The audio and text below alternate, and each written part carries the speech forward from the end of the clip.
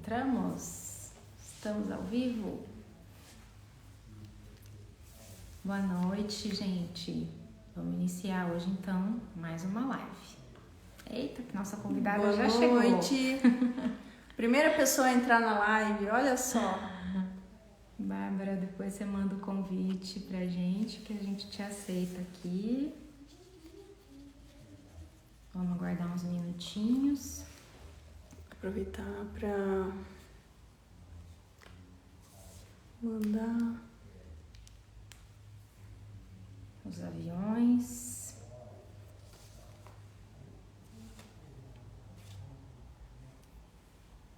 A gente está enviando aqui, tem uma setinha aí do lado na tela embaixo, a gente vai mandar convidando as pessoas a curtir aqui com a gente.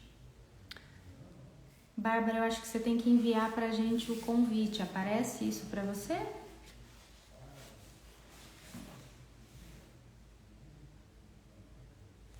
Bárbara, manda o convite pra gente. Vamos ver se é aqui. Aqui, solicitações.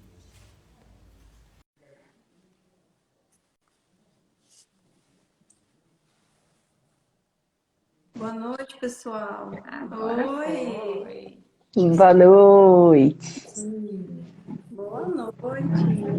Vamos dar uns minutos aí para as pessoas entrarem. Bernardo já tá dormindo.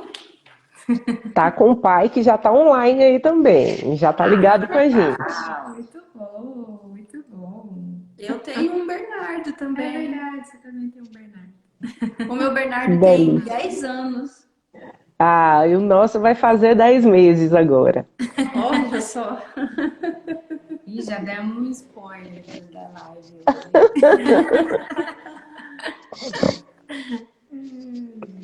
Deixa eu só enviar aqui, Bárbara, alguns convites que aí a gente inicia. Vocês estão me ouvindo bem? Tá tudo tranquilo? A imagem tá boa? Tá travando bem pouquinho. Eu aumentei um pouquinho o volume. Tá travando um pouco só. A gente tá Mas travando pra você? Mas a gente tá te ouvindo. eu tô ouvindo vocês. Tá ouvindo. Então tá bom. Vou mandar aqui.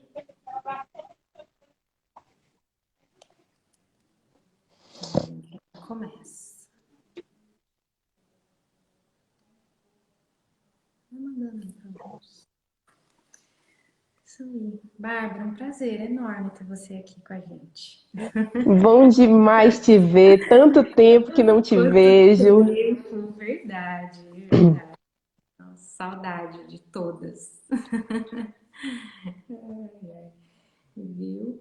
E aí, então, bom, vou apresentar um pouquinho aqui do nosso projeto, depois eu vou falar um pouquinho e você se apresenta, tá? Vamos iniciar. Tranquilo. 34, quase 5 minutinhos aí, as pessoas vão entrando aos poucos.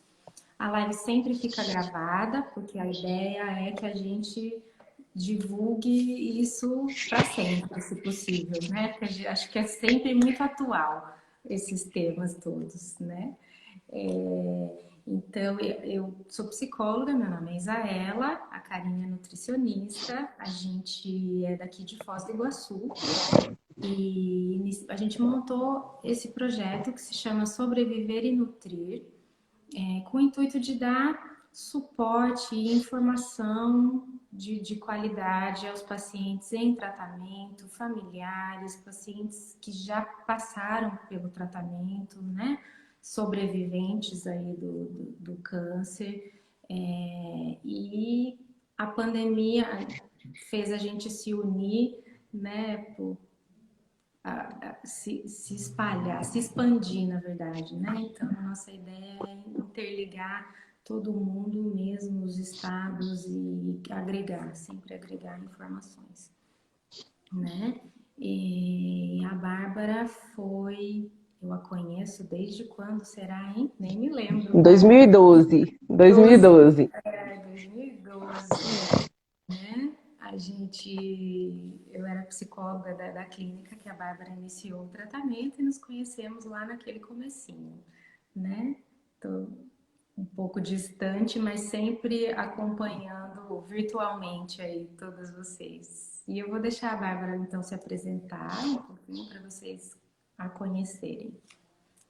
Pois é, uma iniciativa excelente de vocês, essa produção de conteúdo, porque embora a gente receba aquela orientação dos médicos ao ter o diagnóstico de não buscar muitas informações na internet, é muito bom a gente ter espaços seguros onde a gente possa estudar um pouco mais sobre o que é que está acontecendo com a gente, né? E aí, como a Isa falou, nós nos conhecemos em 2012, que foi quando eu tive meu diagnóstico, e Isa, ela fazia parte da equipe multidisciplinar que me acolhia e fez parte durante todo o meu tratamento, né? Tanto o período de quimioterapia, os períodos pós-cirúrgicos, radioterapia, e até depois já na fase de hormonioterapia, a gente esteve sempre muito junto em eventos, em redes de apoio a outras pacientes que estavam acometidas do câncer de mama. Então, em junho de 2012 foi quando eu tive o meu diagnóstico de câncer de mama. E julho de 2012, exatamente 30 dias após o meu diagnóstico, foi quando eu iniciei o tratamento lá com a equipe, junto com Isaela. E Bárbara, bom, você tinha qual a sua idade? Meu Fala um pouquinho da diagnóstico foi Bárbara. Quem é a com Bárbara antes do diagnóstico? meu diagnóstico foi com 29 anos. Servidora pública, eu sou de Salvador, mas moro em Brasília desde que eu vim para tomar posse, atleta de jiu-jitsu, na época eu já era faixa preta de jiu-jitsu, e me considerava uma pessoa jovem, super saudável, atleta, então contradizendo o que eu tinha de mito e de imaginário de quem era o paciente de câncer de mama. Embora depois eu tenha descoberto que só 10% dos casos de câncer de mama eles têm origem genética, essa era outra coisa que eu descartava também, que eu não tinha nenhum caso de câncer, nem do lado da minha mãe, nem do lado do meu pai, de nenhum tipo de câncer. Então eu achava que eu não tinha predisposição genética, eu achava que eu tinha uma vida saudável, que era jovem, então eu estava. Naquela época, em 2012, os dados do INCA davam conta de que na minha faixa etária a gente tinha aproximadamente 5% dos casos. Então era uma paciente muito jovem para aquele diagnóstico naquele momento. A gente percebe que essa faixa etária ela vem se alterando aí ao longo do tempo, então a gente já tem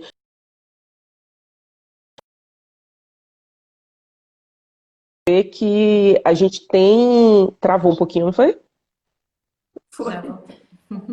Mas foi muito tempo? Como é que é?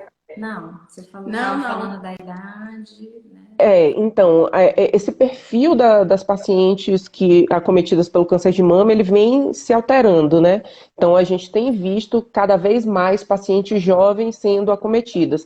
Mas naquela época, para mim, ainda era, assim, muito, muito chocante. Eu não esperava e os dados me diziam que eu não fazia parte daquele grupo de pessoas potencialmente sujeitas a ter o câncer de mama. Uhum. E Bárbara, você não tinha, né, nenhum histórico familiar, nem por parte de pai nem de mãe, mas você já tinha algum contato com pessoas? Você já conhecia um pouco desse universo Foi um universo totalmente inédito para mim. Eu nunca tinha acompanhado, porque como eu não tinha nenhum familiar, nunca tinha tido um amigo próximo que tivesse vivido o câncer de nenhum tipo, então eu não tinha ideia de como é que era esse universo. Na minha cabeça era ainda aquele perfil antigo, era aquela doença que na minha casa, minha avó na época nem falava o nome da doença, então a gente tinha todo essa áurea de. É uma doença tão misteriosa que a gente não fala nem o nome. O áudio tá bom Tá para bom. vocês? Tá. É que Ah, aqui na clínica hoje tem mais É que pessoas a e gente tá, aí a gente tem fundo aqui de som, entendeu? Aí tá, assim a gente tranquilo. fica só contigo. é só pra gente, né? Tranquilo, É, tranquilo. Foi lá de casa. Tá, e aí você já respondeu uma das perguntas, era assim, em que momento que o câncer chegou na sua vida, né? Totalmente desprevenido, sem, Totalmente. sem nenhum, sem nenhuma ideia do que seria enfrentar tudo isso, Do né? que seria? Foi um dia me arrumando, um dia normal, para ir para o trabalho, fui ajeitar o sutiã, aquela ajeitada que todas nós fazemos, ao vestir o sutiã, fui dar uma ajeitada, eu senti um caroço estranho. De um dia para o outro. De um dia para o outro, não tinha nem 6 meses que eu tinha feito minha consulta periódica com o ginecologista, Você fazia que regularmente, Bárbara, fazia seus exames? regularmente meus exames, e assim, é um outro mito que eu também fui desconstruindo ao longo do meu tratamento, de que o exame para detectar o câncer de mama é a mamografia. Mas a gente acaba entendendo durante o processo que mulheres jovens com mamas densas, a ecografia é um excelente exame para poder a gente detectar o câncer. E foi através da ecografia que o meu tumor apareceu. Então, 6 meses antes, eu tinha feito a ecografia na minha consulta de rotina. Não tinha aparecido absolutamente nada, nem sombra. Eu nunca tinha tido nem aqueles nódulos Suspeitos. pré-menstruais que normalmente aparecem nas imagens. Nunca tinha aparecido nada nas minhas os imagens. bihards, E né? aí, Os é, bihards da vida, né? quando apareceu, já foi o BIRADS 4, alta suspeição de malignidade. Na época, minha mastologista, quando pegou o exame, pelas características do exame, ela falou: mas, gente, como assim? Uma paciente de 29 anos, será que isso aqui tá legal? Vamos biopsiar logo, vamos investigar, porque tá um pouco estranho. E, na verdade, eu peguei um médico que fez a ecografia muito minuciosamente e conseguiu detectar bem no início da doença mesmo. Uhum. Uhum. Você já consultava com um mastologista, Bárbara? Não, não. Antes? Nunca tinha ido a uma consulta com mastologista. Minha revisão era sempre com ginecologista. Com o ginecologista. Uhum.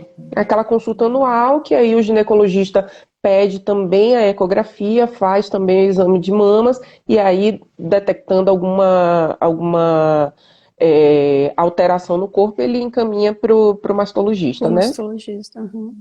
Então, E porque Bárbara fala, normalmente mastologista a gente só vai ou quando tem algum tipo de histórico ou a partir dos 40 anos. Eu acho que essa era a orientação na época. mamografia, sim, né? 40 anos. E eu não, eu acho que você não falou ainda o tipo específico do seu tumor, porque as meninas Foi, jovens hoje elas buscam, né? A internet está aí às vezes também para isso. E muitas falam, nossa, eu não conheço quase ninguém que teve o meu tipo, porque as pessoas desconhecem a quantidade de diagnósticos para o câncer de mama, né? sim, Que é sim, inúmero. é uma doença multifatorial e que uma característica de mutação de células, mas que pode ser em vários lugares e se manifestar de formas completamente diferentes. O meu era um carcinoma ductal infiltrante. Na mama esquerda, no quadrante aqui de cima, no quadrante superior, né? E eu já tinha metástase para axila quando eu descobri. Rápido, né? Super rápido. Nos exames de imagem e na biópsia, eles têm um índice de proliferação que eles mensuram. E eu já tinha um índice de proliferação de 98%. Nesse intervalo que eu tive diagnóstico no dia 5 de junho para o dia 5 de julho, que foi a minha primeira quimioterapia, em 30 dias, o tumor que tinha 2 centímetros e pouquinho, ele já tinha aproximadamente 6 centímetros. Então, Nossa. ele crescia de uma forma muito rápida. E aí é uma coisa que depois, com o tempo, eu passei a refletir também. Se eu tivesse que esperar os tempos do SUS, talvez a minha história tivesse sido completamente diferente. Por isso que é uma das bandeiras que a gente milita, que a gente vem aí levantando, que é o câncer ele precisa de um tratamento rápido. O Outubro Rosa, ele não é só para a mulher se tocar e detectar uma alteração no corpo. É para chamar a atenção também de que a gente precisa de tratamento rápido, a gente precisa que biópsias sejam laudadas mais rápido, a gente precisa que a quimioterapia ela se inicie muito rápido, porque se com plano de saúde eu levei 30 dias do diagnóstico ao início da quimioterapia super correndo, imagina isso nos tempos de SUS. Quanto tempo isso leva e uma pessoa já com metástase para axila, como a doença pode evoluir e como o corpo pode ser comprometido e outros órgãos que não precisariam ser comprometidos podem ser comprometidos, né? Com certeza. A gente já teve muitos avanços, né, da época do seu diagnóstico para cá. Vou comentar aqui, Sim. tem, acho que a Kemely e a Adriana, são duas também sobreviventes. Uma delas, há 22 anos atrás, teve um, um Um diagnóstico de câncer de diagnóstico. mama, são daqui de Foz. Muito obrigada pela participação e Adriana de Santa Terezinha, de Foz e minha Santa conterrânea. Terezinha, aqui próximo de Foz. Enviem as perguntas se vocês quiserem. E a Bárbara é super, vocês estão percebendo, super bem informada e super disponível para ajudar, né? Que isso faz toda a diferença. Sim, eu E fui muito ajudada, então, assim, não tinha como eu ter um comportamento diferente. Como eu fui muito ajudada, muito acolhida durante o meu tratamento, eu procuro também ser rede de apoio para outras pessoas nesse momento, né? E, Que e quando legal. a gente tem o diagnóstico, eu acho que a gente busca tanta informação, a gente quer tanto entender o que está acontecendo com a gente, que acaba se instruindo um monte, né? exato, exato. E essa coisa que você falou, né, das mulheres jovens, isso foi um grande diferencial de alguns anos para cá, porque as mulheres que são diagnosticadas com mais idade, elas não vão para as redes, para a internet, geralmente elas se fecham, porque é um diagnóstico que é carregado de estigmas e preconceitos, né? Ainda Uhum. hoje. E porque desperta, né, muitas coisas negativas mesmo, né, e difíceis de serem enfrentadas, né? Então, e essa é uma característica desse público mais jovem, que é muito legal, né? E aí a gente já vamos um gancho aqui para o projeto, para a ONG aí que vocês, a Bárbara foi uma das pioneiras aí também, das Vencedoras Unidas. Eu encaminho todo Tem um mundo para monte das entrar. meninas, tem Tem um um monte das monte. meninas aí. Olá, bem-vindas todas. Eu encaminho todo mundo para esse grupo do WhatsApp aí, porque eu acho fundamental, assim, A rede de fundamental. apoio é muito importante, porque a gente tem aquele momento de estar com o médico, de fazer as perguntas para o médico, mas a gente tem também aquele momento que a gente só quer trocar um pouco e conversar um pouco e ser acolhida por alguém Um que já colo, né? viveu o que a gente está vivendo, ou que está vivendo também aquele momento, e fazer umas perguntas que às vezes a gente acha que são bobas para fazer para o médico, mas a gente tem coragem para Exato. fazer com a amiga ali. Então é um grupo extremamente acolhedor. O trabalho que as meninas da ONG fazem é sensacional, tanto de acolhimento quanto de multiplicação de informação, de auxílio. É fantástico mesmo.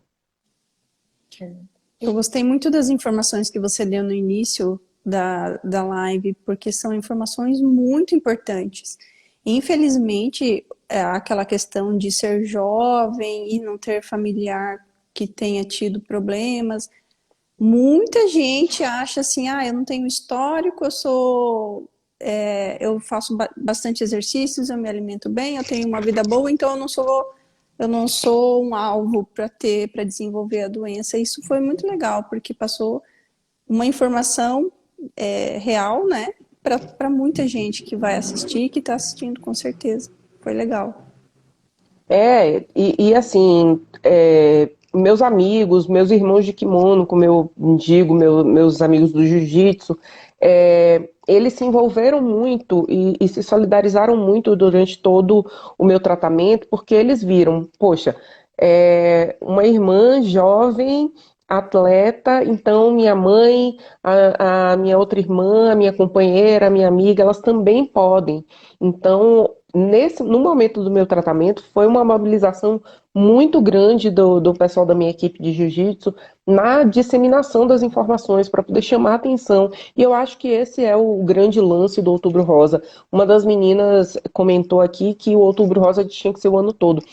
Concordo, tem que ser o ano todo, a gente tem que estar chamando a atenção o tempo inteiro, mas que bom que a gente tem um momento com um olhar específico voltado para essa doença, porque é a doença que mais mata mulher no mundo, né? Eu não sei se no mundo, mas no Brasil é a doença que mais acomete as mulheres. Então, a gente tem cada vez mais mulheres sendo acometidas pela doença. A gente tem que chamar atenção. A gente precisa de um olhar específico. Com Com certeza. certeza. E essa união, eu acho que outro dia a gente estava comentando, né? Que as mulheres, as pacientes, apesar, muita gente vê o perfil da paciente oncológica, né?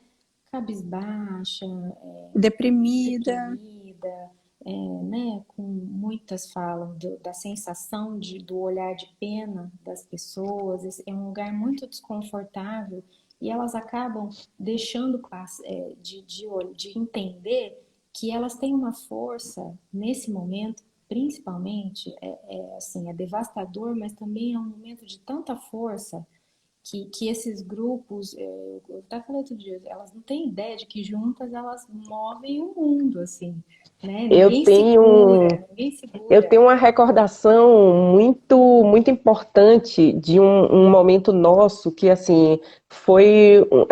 Eu posso falar, né, que não tem sigilo psicólogo-paciente aqui, mas sou eu falando, eu posso.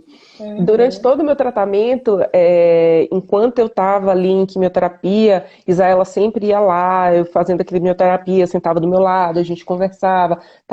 Esse acompanhamento era sempre muito próximo.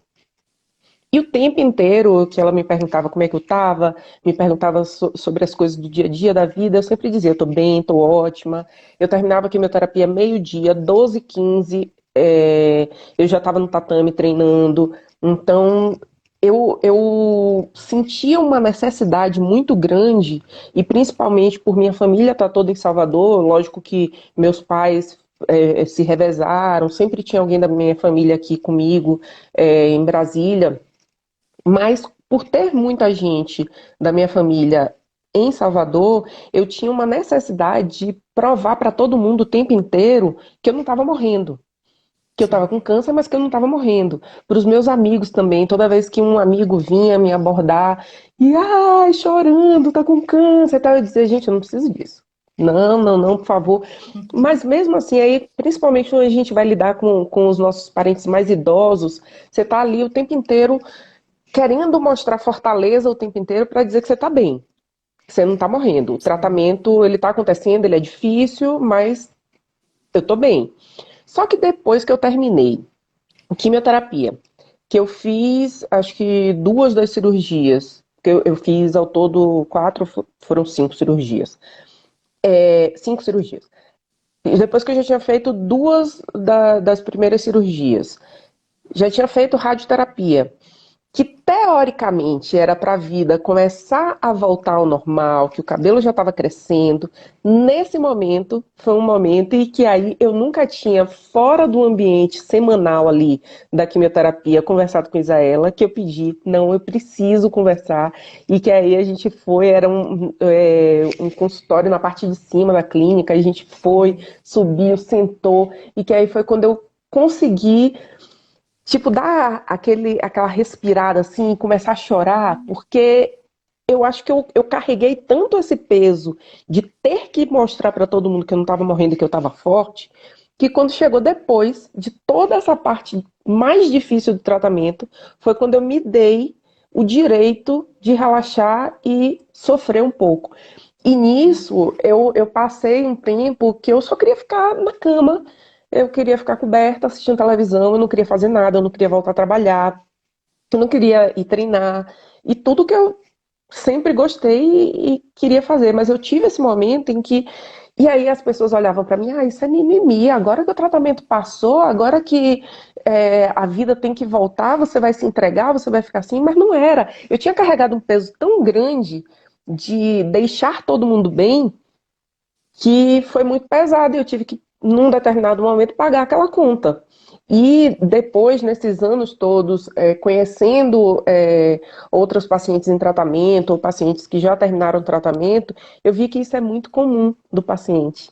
Então, é Demais. tentar segurar a onda durante o tratamento e aí depois vem a conta para a gente pagar.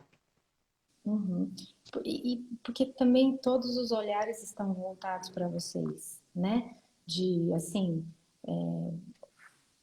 tem vários, diversos, né, fatos, assim. Eu acho que a família, é, alguém aí comentou há um tempinho atrás aí da importância da família, né? Eu acho que isso é um ponto que sempre todo mundo nos pergunta.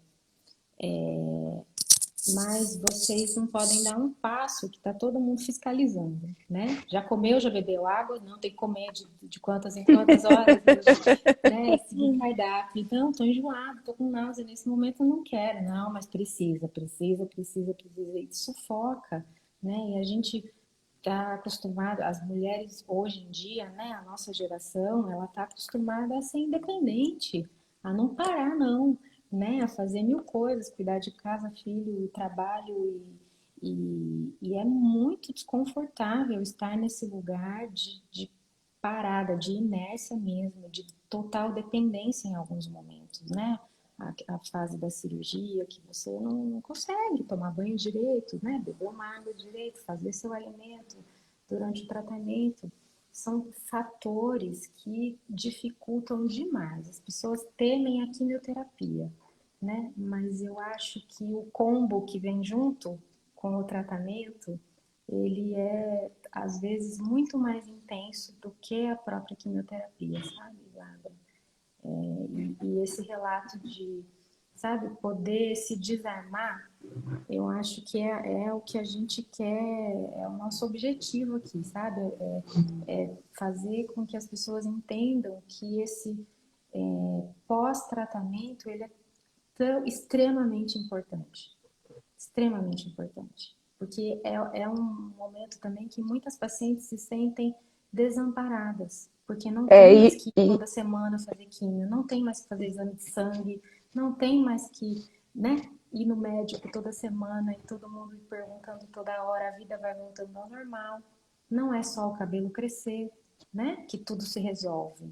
Isso é e uma aí foi que grande. você foi muito determinante para mim, assim, dizendo você tem esse direito. Você pode chorar, você não tem que dizer a ninguém que você é forte, você não precisa ser tão forte.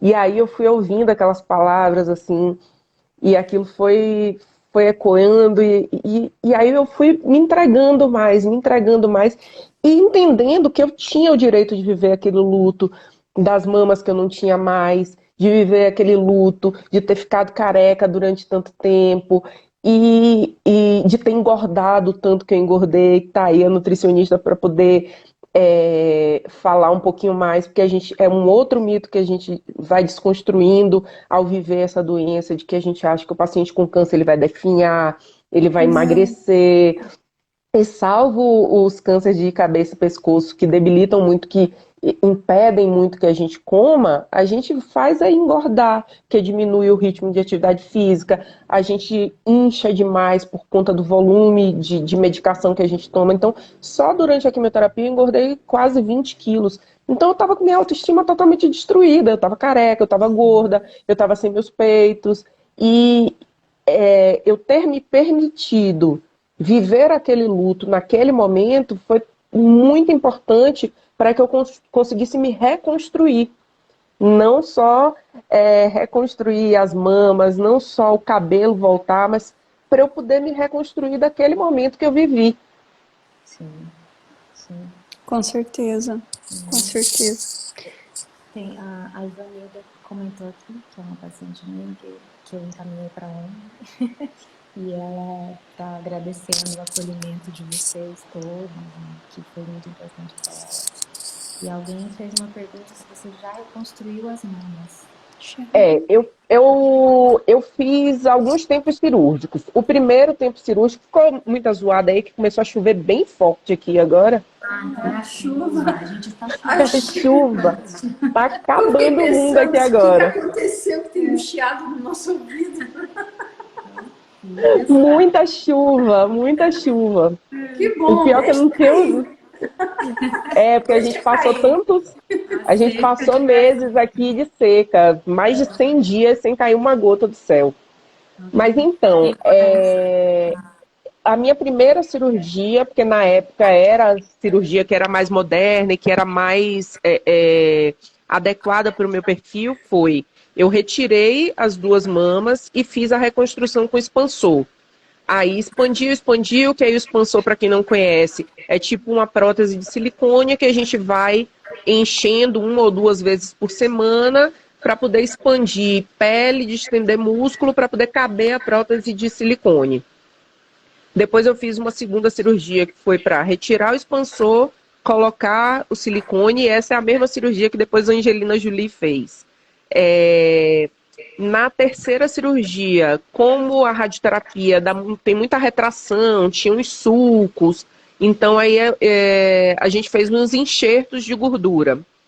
E aí a quarta cirurgia, um dos enxertos de gordura, meu corpo rejeitou, foi exatamente no quadrante onde ficava o tumor, e aí a gente fez uma cirurgia para retirar esse enxerto.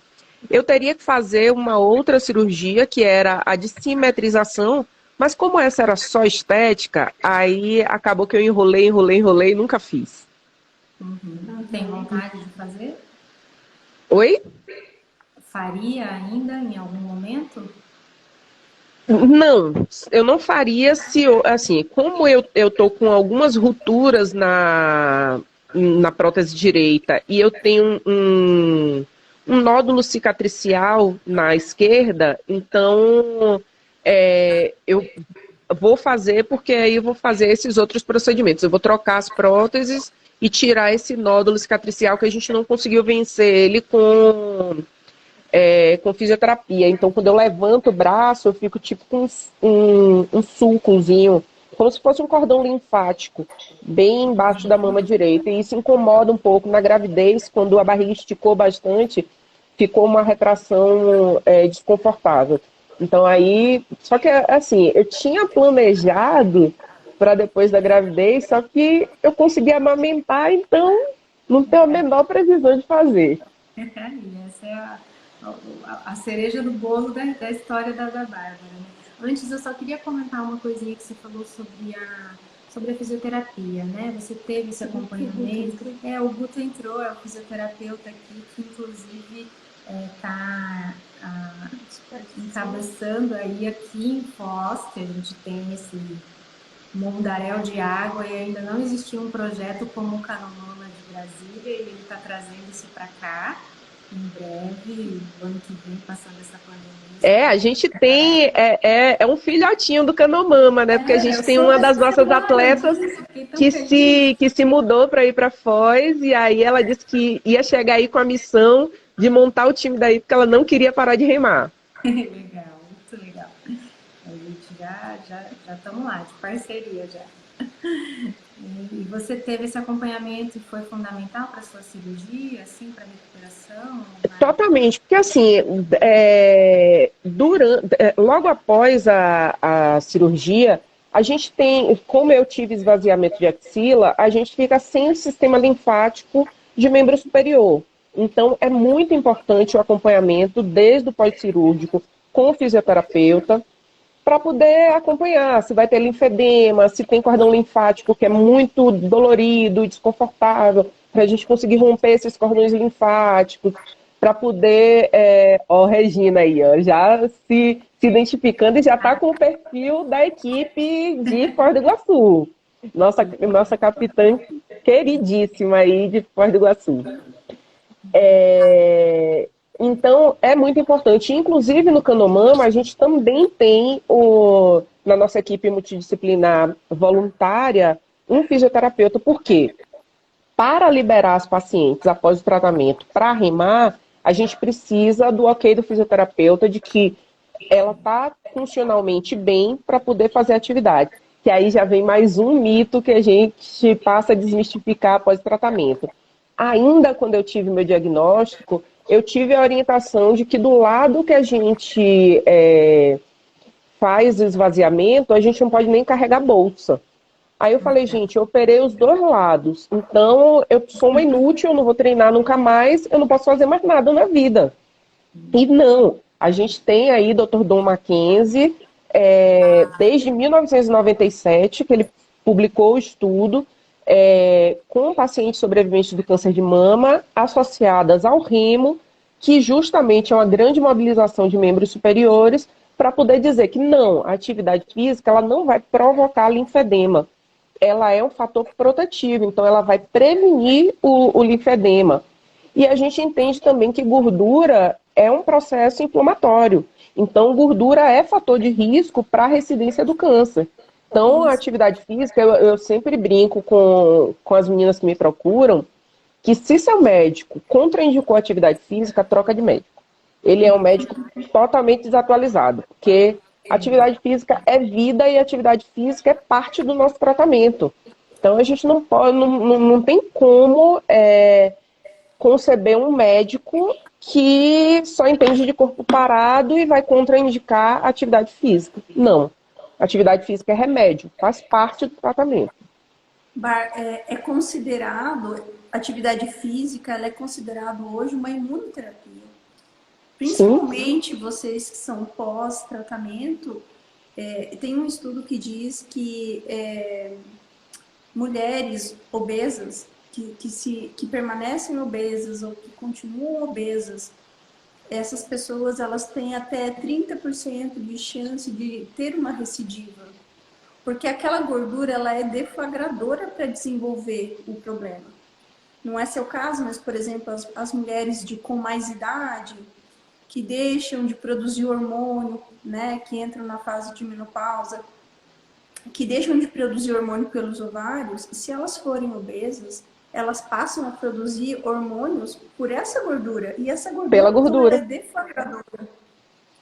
Não Hã? só da recidiva, não só da recidiva, é um dos fatores de risco para o primeiro diagnóstico também, né? Porque a gente tem o câncer multifatorial e um dos fatores de risco é a circunferência abdominal da mulher. É Então, isso quanto mesmo. maior a Para circunferência todo abdominal da mundo. mulher, maior o risco. Para todo mundo. Mas como o pós-tratamento é a mesma linha de atitudes anti-câncer quanto para quem não teve, então é igual Sim, para sim, todo mundo, né? É igual para para todo todo mundo. mundo. E a recidiva esse estudo é fantástico. E existem vários estudos conclusivos nessa linha de que a atividade física ela é protetora. Exatamente. Guto, viu que a gente estava falando essa semana, segunda-feira?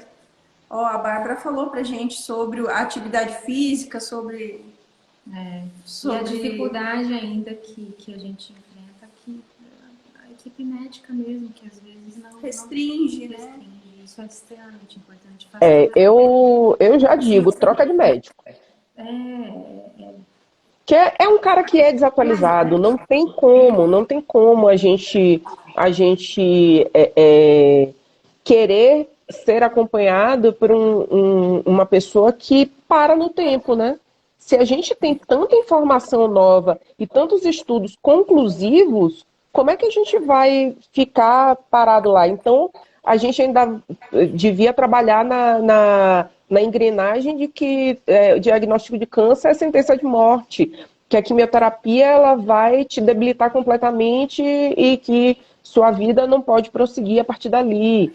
Então, são tantas coisas que evoluíram, o médico ele precisa evoluir junto, né? A oncologia é diária evolução, assim, né? A equipe que não está se atualizando fica realmente para trás, assim. Uma das coisas fundamentais, né, Bárbara? Eu acho que isso você e, né, as meninas todas aqui que a gente vai conhecer ao longo desses 2 meses, o quanto a equipe estruturada e bem orientada, assim, capacitada é fundamental, né, na direção do seu tratamento e do seu pós, né, reformulação toda da sua vida, né?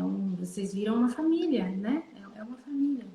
Sim. Ó, o Hoje Guto estão chamando aí pra gente transformar a mulherada, mas tenha certeza que quando passar essa pandemia, Canomama vai descer em peso, porque Regina não vai deixar de ser Canomama, mesmo vocês fundando a equipe aí, ela vai ser sempre Canomama, e a gente vai para aí para poder batizar as canoas de vocês e para a gente remar juntos. muito Com legal. certeza. Gente, esse projeto vai dar uma virada de 360 graus na galera aqui de Foz. Vocês não têm ideia. Aqui em Brasília também foi transformador. Transformou minha vida, transformou a vida de várias outras pacientes. A gente tem, e aí falando ainda da questão dos benefícios da atividade física, a gente tem história de mulheres que nunca tinham praticado nenhum tipo de atividade física e através do projeto passaram a praticar e transformaram completamente suas vidas. A gente tem caso de paciente que... Ó, Regina é nossa. Já estão disputando a Regina. A gente tem caso de paciente que conseguiu reverter osteopenia apenas com atividade física. Então, a gente não precisa entrar com medicação, porque a gente sabe que a osteopenia é um dos efeitos colaterais do nosso tratamento. E a gente conseguir reverter isso só com atividade física, sem precisar sobrecarregar mais o nosso corpo com medicação, gente, isso é fantástico. Como é que a gente pode contraindicar a atividade física e preferir a alopatia, preferir entupir a pessoa de remédio? Não tem como. Exatamente. E, Bárbara, vamos entrar aí, nós já estamos quase partindo para a reta final aí. Eu queria voltar nessa história aí É que é tanto assuntinho paralelo, né? Já a gente fica 2 horas aqui falando. E, Bárbara, mas o nosso objetivo, né, um deles é a gente mostrar a grande transformação que o câncer trouxe, que esse diagnóstico trouxe na vida das pessoas, né? Na sua, eu acho que... Vou deixar você contar. O que isso te trouxe, a surpresa que isso trouxe na sua vida, é transformadora mesmo, porque você achava que nunca ia poder realizar esse sonho, né? Assim, o câncer foi totalmente transformador na minha vida. Hoje eu olho para trás, eu só consigo enxergar coisa boa. Eu não me lembro tanto das furadas semanais, daquela bateria de exames, coquetel de remédio. Eu não me lembro, não tenho memória viva disso. Eu tenho memória de toda a rede de apoio, de todas as coisas boas e de como eu passei a ver a minha vida de uma forma diferente. E aí a gente tem as surpresas também no meio do caminho. E uma dessas surpresas, que aí é uma outra coisa que eu acho super bacana vocês deixarem a live salva, por quê? Porque é conteúdo de qualidade que a gente pode encontrar, é gente que a gente consegue conectar, porque eu já estava há 6 anos na hormonioterapia. Então, a minha hormonioterapia, por ser uma paciente jovem, com corpo saudável, o protocolo eram 5 anos de tamoxifeno, que faz bloqueio periférico, e 6 meses de bloqueio no hipotálamo com os Zoladex. Só que toda vez que eu suspendia os Zoladex, meu corpo teimava em trabalhar normalmente. Então eu voltava a ovular, meus hormônios começavam a desregular. Então eu fiz 6 anos de Zoladex, que era para ser 6 meses, eu fiz 6 anos. Então eu já estava há 6 anos na hormonioterapia, que para quem não conhece de uma forma muito sintética, é praticamente uma indução à menopausa. Então eu estava há 6 anos na menopausa. Fora que a quimioterapia, ela também já esteriliza boa parte dos pacientes. Então, ter um filho gerado na minha barriga, para mim, era uma coisa inalcançável. Eu não esperava que eu pudesse ter filhos. Tanto que eu brinco que Bernardo é uma surpresinha do Kinder Ovo. Eu falei, a festa dele de 1 ano não tem como ser de carinho, tem que ser de surpresinha do Kinder Ovo, porque ele foi a minha surpresinha. Eu não esperava. E aí, depois de 6 anos de menopausa, nos meus exames de rotina, porque eu descobri nos meus exames de rotina, apareceu um cisto no abdômen e era um saco gestacional. Então, assim, eu Nossa. fiz tomografia, eu fiz cintilografia, eu fiz ressonância, tudo com contraste, com remédio radioativo, com a zorra toda que tinha direito. Porque eu não tinha a menor ideia de que eu poderia estar grávida. E aí, esse cisto abdominal, e como a gravidez é o maior pico hormonal da mulher, meu corpo estava todo desregulado e vários exames saíram alterados.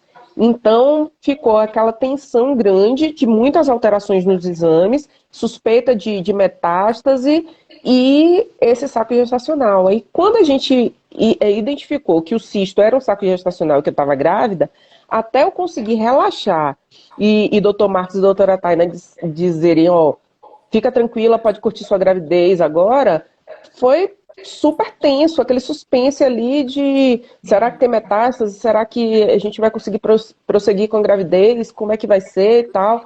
Então foi bem tenso. E aí passo uma gravidez super tranquila, sem intercorrências.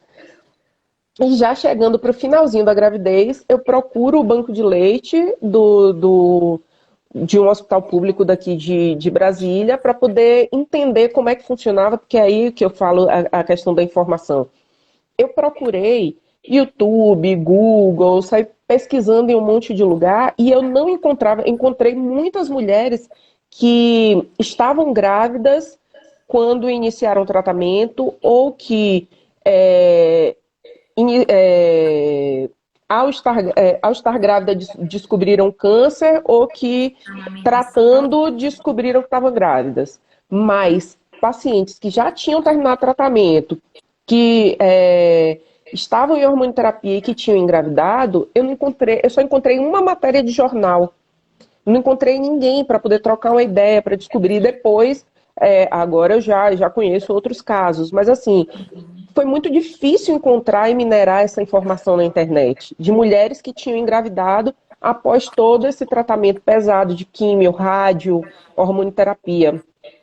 E mulheres que amamentavam após isso, mais difícil ainda. E aí eu queria entender, tá, eu fui procurar o banco de leite porque eu sabia como é que funcionava doar leite, porque eles divulgam muito isso na televisão. Ah, liga para os bombeiros, eles vão buscar, como é que faz e tal. Mas e a logística reversa? Como é que funciona? Eu podia receber leite do banco de leite, então eu queria entender isso. E aí eu fui apresentada à coordenadora do banco de leite, do Agarram, e aí ela, durante a consulta, ia dizendo, né, ó, a gente não faz a logística reversa, porque a quantidade de leite é muito pequena, a gente usa para pacientes internados, os bebezinhos que estão na UTI e tal. Não existe um volume de doação de leite tão grande a ponto da gente conseguir doar para mães que não conseguem amamentar. Mas vamos pensar aí, porque foi o primeiro caso, tanto da maternidade Brasília, a maternidade daqui, quanto do Hospital Regional da Asa Norte. Então, ninguém nunca tinha tratado o caso de uma paciente sobrevivente de câncer de mama que não tinha mama e que queria dar leite materno para o seu filho. E aí a gente foi estudar e foi criar mecanismos. No meio dessa conversa, a coordenadora falou: eu posso examinar suas mamas? Eu posso ver? Aí eu falei: pode. Paciente de câncer de mama não é acostumada a mostrar os peitos para todo mundo. No meio do banco de leite, eu tirei a blusa, e aí ela, mais um monte de enfermeira, o povo passando no banco de leite, e ela examinando. E aí ela começa a palpar e ela falou assim: ó, você tá vendo isso aqui? E a minha cirurgia, eu consegui preservar os mamilos. Então, foi mastectomia total das duas mamas, mas preservou um pouco de pele e os mamilos. Ela falou: você tá vendo isso aqui? Tá suando. Se tá suando, e suando o que ela falava era saindo assim um pouquinho de líquido do bico. Então eu acho que você pode ter pouco, mas ter leite. E mesmo que seja uma colherinha de chá, qualquer gotinha de leite materno é um líquido de ouro. Então qualquer gota é importante. Gente, e eu que sou tirada durona e que não sou de chorar, eu entrei em prantos, eu chorava, chorava, chorava de soluçar. E o povo sem entender nada, e eu tentando explicar para as enfermeiras, olha, moça, eu não sou assim, não são os hormônios da gravidez, eu passei a gravidez toda, já estou no final da gravidez, nunca caiu uma lágrima durante essa gravidez, porque mulher grávida com os hormônios doidos chora por qualquer coisa, eu não sou assim, eu não choro fácil, não é assim e tal. E eu tentando explicar que eu estava muito emocionada com aquela informação e que eu não tinha a menor expectativa daquilo, e eu não conseguia, porque eu soluçava, soluçava, soluçava. Quando eu consegui ir me recompondo com essa remota possibilidade de amamentar, aí elas vieram me apresentar a translactação. Como é que eu iria oferecer o leite para Bernardo, que era uma sondinha que ficava no meu peito e que, de qualquer forma, ele ia estar conectado com o meu peito. E aquele peito que, para mim, era a lembrança de uma coisa triste, era uma lembrança de algo que não serviu ao meu corpo e que eu tive que tirar fora, ia conseguir nutrir meu filho. Rapaz, aí eu entrei em outra crise de choro, desesperada. E eu dizendo, gente, agora eu não tenho como explicar essa mulher que eu não sou chorona. Como é que a pessoa tem duas crises desesperadas de choro, aos prantos? E Pedro, meu marido, em todas as consultas, em tudo, ele sempre esteve comigo, todas as ultrassonografias, tudo. Nesse dia, como eu ia lá só entender como é que funcionava o banco de leite, eu fui sozinha. Saí do trabalho, que o agarrão é do ladinho do meu trabalho, fui sozinha. Quando eu saí da consulta, eu sentei na calçada com as pernas tremendo tanto que eu não conseguia ligar para chamar um Uber para poder entrar no Uber, de tanto que eu tinha ficado emocionada. E aí a gente diz, né? Deus não faz milagre pela metade. Eu consegui amamentar, eu faço translactação, eu tive minhas doadoras, minhas amigas que engravidaram junto comigo e que doavam leite, o pessoal da Agarram, eles criaram toda uma logística, né, Maternidade Brasília e Agarram, para desde o nascimento de Bernardo. Como eu tenho pouco tecido mamário, então eu não produzo muito leite, mas assim, os dutos se reconstruíram, eu consegui amamentar e a ponto de a mama direita, que é a mama que tem mais tecido mamário, meu peito vaza. Então, só de Bernardo ficar brincando aqui, que às vezes ele tá mamando em um, e ele brincando, aí começa a pingar, pingar, pingar. Então, assim, eu nunca imaginei que isso pudesse acontecer comigo, com uma pessoa que eu olho minha mamografia, o lado esquerdo mesmo, você só consegue enxergar praticamente pele e prótese. Então, quase não tem tecido mamário. Gente, A eu gente tô fica... sem palavras. Sem palavras. Eu tô impactada aqui, gente. Que É sensacional essa milagre, história. não tem É como você outro diz, né? nome. Não faz milagre pela metade, né?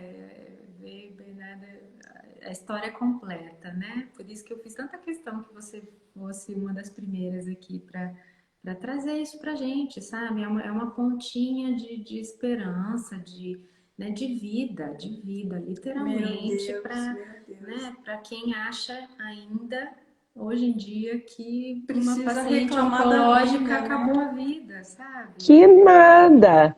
Eu acho que é aí que E vai, é aí outra que coisa que eu digo começa. sempre: o cabelo cresce e a vida continua. Exato. E continua melhor do que era antes, às vezes, né? Ô, Gu, você conseguiu respirar aí? Eu fiquei aqui assim, me concentrando para não perder uma vírgula da história, porque, gente, é sensacional essa história. Sim, Meu Deus. sim. E isso, assim, eu acho que e que bom que você vai poder contar isso pro Bernardo, né? Nossa, Assim, que história, cara. que menino abençoado mesmo, sabe? Ele já cresce né, com esses... Num campo de batalha vitorioso. Exato, exato. Um exemplo, né?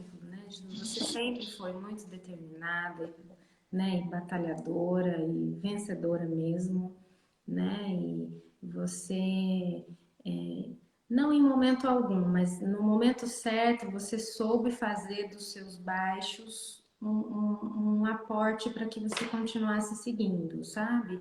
E você estudou muito, né? Buscou muita informação, ajuda muito de conhecimento, mas é um crescimento pessoal gigantesco, né? Eu acho que vocês se transformam de um jeito tão bonito, que não cabe mais, sabe? É Não grande. dá para guardar isso só para vocês, né? E é muito bonito. Quem pode acompanhar é muito bom. Uma vez, logo no começo da minha profissão, porque eu sempre, não sei por que, escolhi a oncologia e acho que hoje eu consigo agradecer só. Acho que foi a oncologia que As escolheu a pessoas, gente, né? todo mundo, a pergunta é, a primeira era a cara de espanto, né? Nossa, mas pra que você vai, né, atender paciente com câncer? Meu Deus, que assombroso, né? E eu falo, gente, assim, a minha vida literalmente é transformada diariamente com cada pessoa que passa por mim, sabe? É um aprendizado que você fala, né, não tem como você não olhar a vida de uma outra forma, realmente, Ninguém sai igual do câncer. Ninguém sai igual. realmente, Com não é. certeza. A gente gostaria de agradecer muito Ah, a tá chegando sua no fim. participação. Daqui a pouco já vai encerrar, 4 minutinhos. A gente tá, assim, é com muita honra, muito orgulho que a gente te recebe, Bárbara, porque você casou tão certo, assim, você e tantas outras pessoas casaram tão certo com o nosso projeto, porque a nossa intenção é mostrar e dar esse suporte justamente para as pessoas pós-tratamento, que é que nem a Isa falou, que é o momento que muitas se sentem desamparadas. E todas essas histórias de superação que a gente está mostrando aqui, gente, olha que legal. Assim, eu tô sem palavras mesmo. Eu tô muito emocionada com a live. Cada live é uma emoção diferente, sabe? Ó, a Grande. Cameron disse uma coisa linda aqui. Perdemos uma parte do corpo, mas ganhamos nossa vida. Olha só, isso E é é muito. isso. A gente entende que, né, que bom que é uma parte do corpo que a gente consegue, né, tirar ali, reconstruir e dar um significado novo para isso. Não é fácil. Não é fácil, né? Porque é cheia de simbolismos a nossa feminilidade e tudo mais. Mas vocês, né, acho que viram Não muito é mais fácil, mas é mulheres, possível. né? Não é Sim, fácil, mas é possível. E aí, por isso, a importância da gente chamar tanta atenção, porque quando a gente descobre cedo, quando a gente consegue procurar uma equipe de saúde cedo, o prognóstico de cura ele é real. Então, quanto mais cedo a gente descobre, maior a chance de cura. Então, toda mulher, no mínimo sinal de alteração do corpo, tem que procurar um médico, tem que procurar tratar, porque existe sim vida após o câncer. O tratamento não é fácil, mas a gente consegue passar e a gente segue em frente e transformada e melhor. Eu acho que todo mundo que eu conheço virou uma pessoa muito melhor depois do câncer. também, também. Com Ai, certeza. gente, acabou. Ai, que pena. Acabou já. E Muito feliz. Ah, foi muito sigam a bom. Bárbara, sigam a ONG As Vencedoras Unidas, que logo a Vivian vem aqui, que é a atual presidente, conversar um pouquinho com a gente. Os projetos, o Canomama, aqui o de Foz, que agora eu não lembro o nome completo, mas é alguma coisa Flor de Lótus. Lotus. Gente, isso é troca de informação, isso é extremamente importante para o nosso Bom país. demais. E parabéns vocês pela iniciativa. É muito bom a gente ter um repositório seguro de informações bacanas, ter um lugar de acolhimento, ter vocês aí, a nossa equipe multidisciplinar, quando a gente tem o diagnóstico, é enorme. Então a gente tem psicólogo, tem nutricionista, tem médico, tem enfermeiro, tem técnico, tem profissional de educação física, tem fisioterapeuta. Então vocês são anjos na vida da gente e são as pessoas que fazem com que essa caminhada ela seja mais suave, né? Então, assim, vocês estão doando aí o tempo de vocês nesse momento em prol desse trabalho que é muito bacana, porque além do trabalho clínico que vocês desenvolvem, tem esse trabalho paralelo aí para que a gente possa se conectar, para que a gente ache um lugar seguro para encontrar as informações. Então, parabéns, muito bacana, fiquei super feliz pelo convite e que bom. Todas as Obrigada. quartas, gente, todas as quartas teremos lives sensacionais igual a esta de hoje. Olha Com só, muito orgulho e prazer. Vamos muito. encerrando, então. Obrigada a quem ficou aqui com a gente e vamos deixar salva, tá bom? Bárbara, beijo. Vai cuidar de Beijo, você. gente. Tchau, tchau. Obrigada, Tchau, pessoal. obrigada, pessoal.